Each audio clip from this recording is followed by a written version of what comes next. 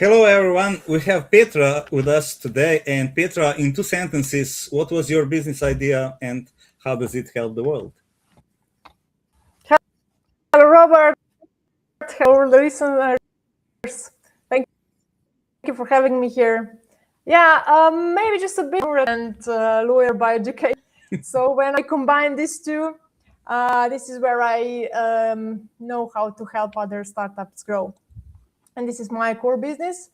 And to be best at this and to be better, I want to be every time very operational. And my education helped me to establish a very solid legal foundation in every project. But I run my own startup to make sure that I understand the business behind and the logic that is in this environment. And this startup, it's called Animedico. And we are having some pets for cats and dogs. And we are helping improve. Excellent. What happened that you changed from the lawyer to startup founder and helper, and what triggered the transition? Yeah. I worked for more than 7 years at a quite big quite big entity. This is where we meet. And so we know the challenges of the big systems. They can give you a lot. But if you're more like, I am by heart a bit more free spirit, and I want to make my own projects, and I want to build something that, and this sometimes big systems, this cannot be so. And I was after I finished working at Petrol Energy Group, I started also working for a year. I was in a higher court of Ljubljana, just to make sure that is it pure legal stuff and pure regulatory really something I do not want to be involved so much in it anymore. And then I also started one of the startups. It was called No Number back then. It was just 3 of us.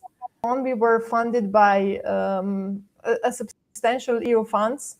We got some initiatives, and we were able to, and then I was able to switch from just dreaming to have something on my own and start on my own and become a full-time entrepreneur.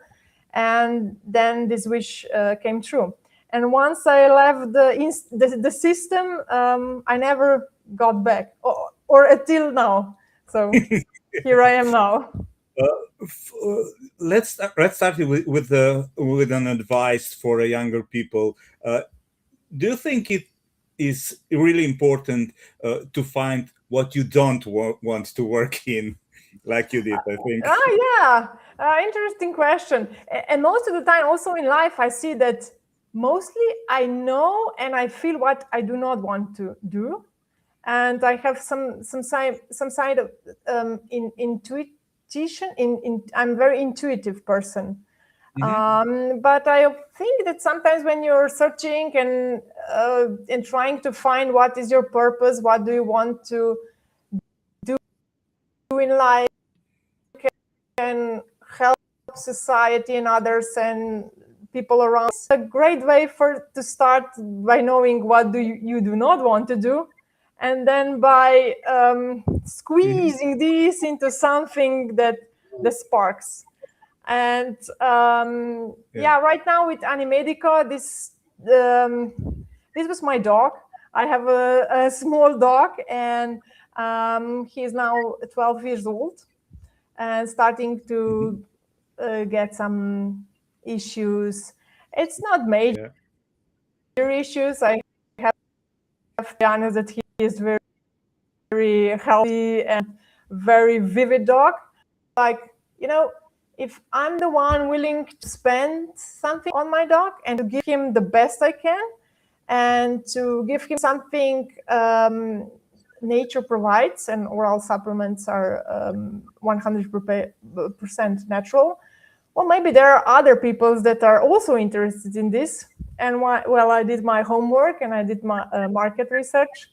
I was like, oh, yeah, there are a lot of other brands already there, but not all of them are like, some are promising maybe beyond what can they deliver. And here my legal ethics in, and I'm like, okay, what I promise, I hobbies like getting in touch with nature. And I also apply masterclass of herbalism. I really enjoy being in nature and spending times learning about medicinal properties of the herbs. And it just, in a way, entwined. It was like, okay, the dog, the nature, startup knowledge, business knowledge. Well, why not? Do you really need to become, once you are a lawyer, I don't think you need to be like 100% full time only in role. It's much more in that way. Mm-hmm. Mm-hmm. Excellent. And I also think that is the business that will also just grow, because I have a feeling that more and more people are not having children anymore, but they're having dogs and cats.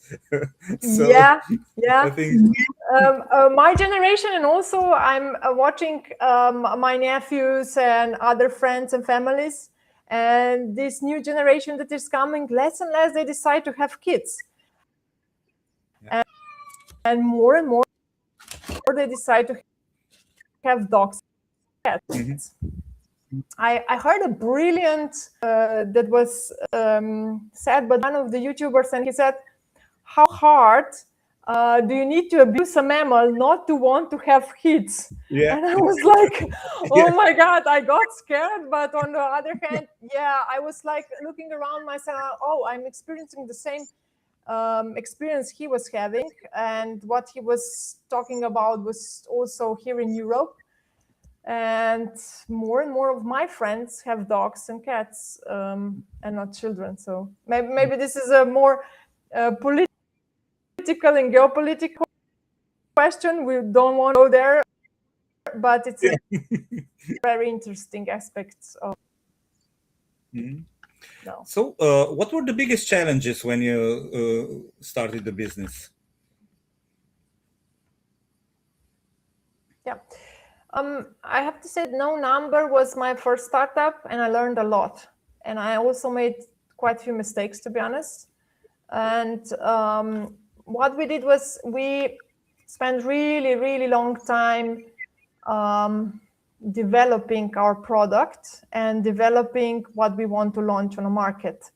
And in a way, it was really great that we had EU funds, because we were able to create. But on the other hand, we didn't get the feedback from the market soon enough. And I was also able at the time to get involved in more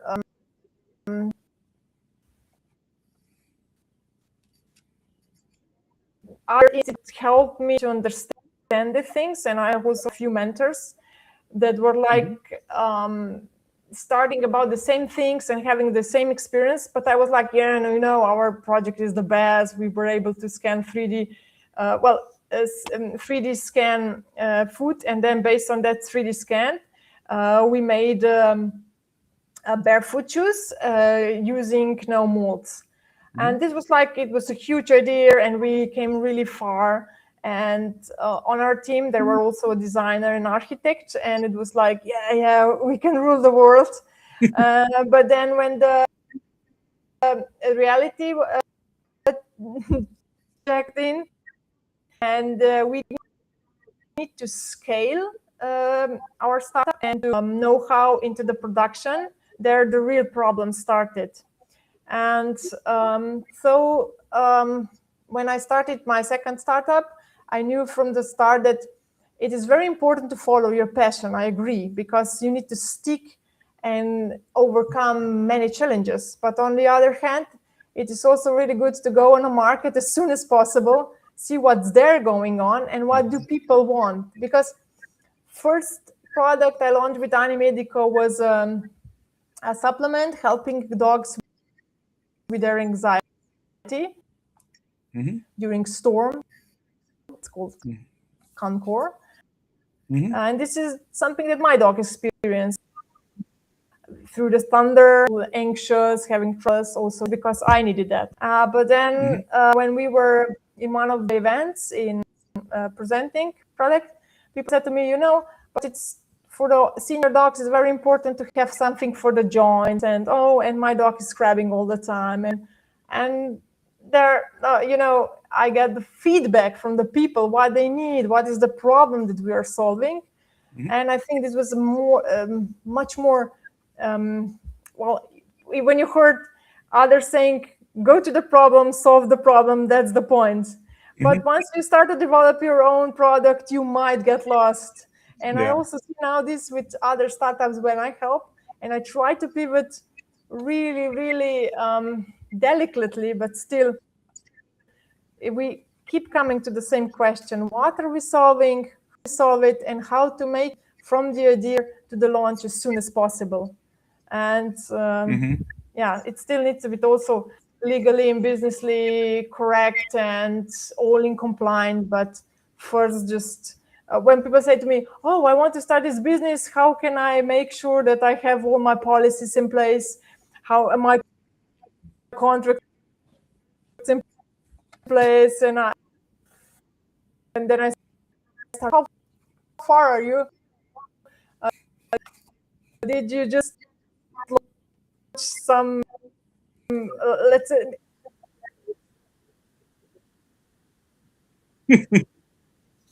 Yeah.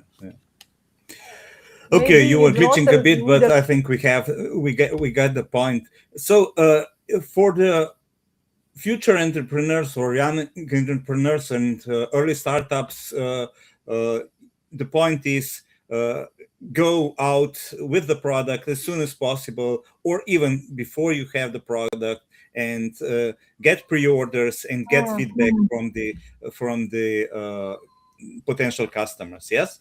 I agree 100%. And also, what was my case, I have to admit, I was afraid, because working in an institute or working with a big corporate, you're like living in a bubble, you know, everything works fine. But when you're small, when you're entrepreneur and your budget is not, you know, unlimited, and you just need more. I talk with other entrepreneurs here. I think that more we learn, all of us, those who understand these basics are able to succeed, and those who don't, or even with my previous projects, I'm not here the majestic mind, just to be honest, I learned from my mistakes. So it could be that maybe even Animedico will not last, but from right now it goes well. But if something happens on a market, if competition is too hard, because as you said, market is very market is big, but also saturation of the market is big, and also the competition, because the market is big, innovative, and, bring to the. So, what was the best business advice you received? Go to the market as soon as possible. Any other ones? Yeah. I heard an advice that I was afraid of, to be honest, because it said, "Do not follow your passion, follow your market." And I was like, following my passion is what made me leave the system. And if I'm not able to follow my passion, where am I right now? But later on, I realized that well, life is not black and white. You can still find passion into something you do, and you still need to adjust, and you still need to follow certain rules or something like if a customer in a service business, or as the final customer with supplements wants, but still you can leave some something for the passion. I think it needs to stay. Passion needs to stay. And I have to say that I'm not following this advice. I was just so afraid of it that it made me push into my passion side even more. So maybe it wasn't that bad of advice after all. Okay. And what surprised you the most in this entrepreneurial journey? Something that you didn't expect, or turns out quite different than you expected at the beginning?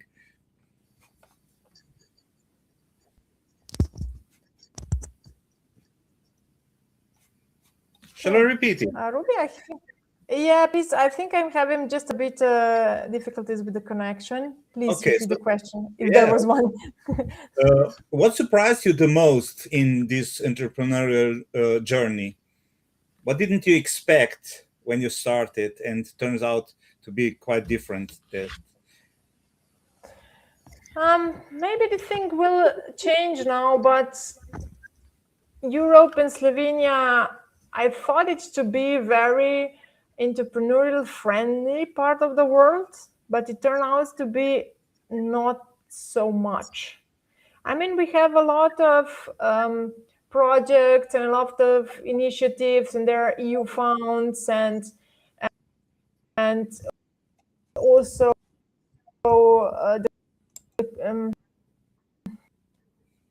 others, entrepreneurs and everything. But at the end, in a way, entrepreneurship is start from scratch very easily, because now with AI, with new tools and everything, it is much easier. But on the other hand, still in Europe, like bureaucracy, it's really heavy loaded. And in a way, this is good for me, because as a lawyer, it makes my business bloom. But as an entrepreneur, I was like maybe even a bit of disappointed with overload of all regulations and the way it all needs to be compliant. And I think this is something that surprised me, even regardless of my previous experiences and education. Yeah, I just read an article from one of the Slovenian entrepreneurs that opens the company in US, and he said he goes to the clerk and provides all the documents that he has, and he said, "Oh, we are missing this and this and this and this. I will have a lot to do to get you all these things." It's quite different than in Slovenia, because in Slovenia you have to do all by yourself and you are on their mercy. Yeah. I agree. Yeah, an interesting point of view. Yeah. But what do you think is the most rewarding part? So we're talking about this struggle at the beginning with the funds, with the customers, finding them. But what's the most rewarding part for you?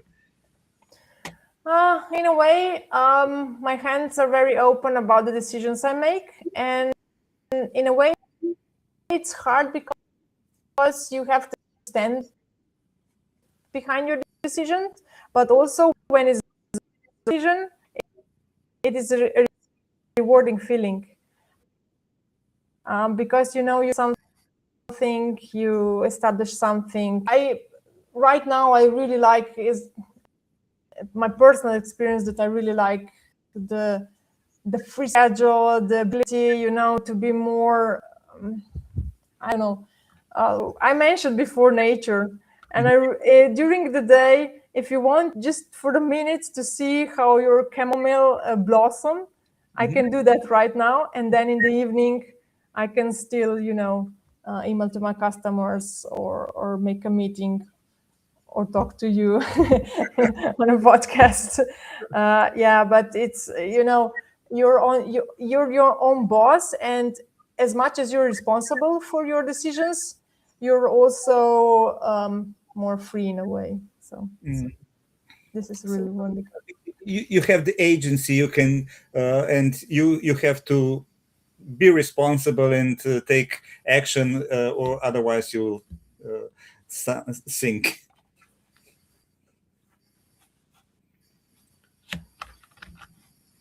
Yeah, I'm so sorry, Robert, but just the final one will need to be repeated again. So sorry. Okay. No problem. Let's go further. So, Okay. if you would start again, would you do something different? No, I would not, because every step I made, I learned something, and also the mistakes I made me who I am today, and made me make my decisions today the way I make them. And also doing for the system, working at the higher court of Ljubljana, meet people, is only shape in a way. I wouldn't change a thing. I know the journey could, that I wouldn't be here today, and I like to be here today, so I wouldn't change a thing. Yeah, great. Okay, so let's wrap it up slowly. Do you have any final thoughts and final advice for entrepreneurs? Yeah, maybe for those who are just willing to become one, but maybe don't have the, I don't know, the courage to take this journey. I wouldn't say it's an easy path. It is not. So think twice. I won't say, yeah, just go for it. Maybe if you don't have children and if you don't have debt, then go for it straight away. But otherwise, just be prepared for a quiet journey there with ups and downs. And this is my advice to all. But if you're really this and also to carry it will. I would add just one thing that a lot of my guests say, that ask for help, because what is really surprising is that most entrepreneurs will give you help even for free, or things like, or help you find somebody, help you connect with somebody, help you with advice. And I think this is what fresh or early entrepreneurs need: encouragement, advice, connections, and things like that. And don't be afraid to ask for that.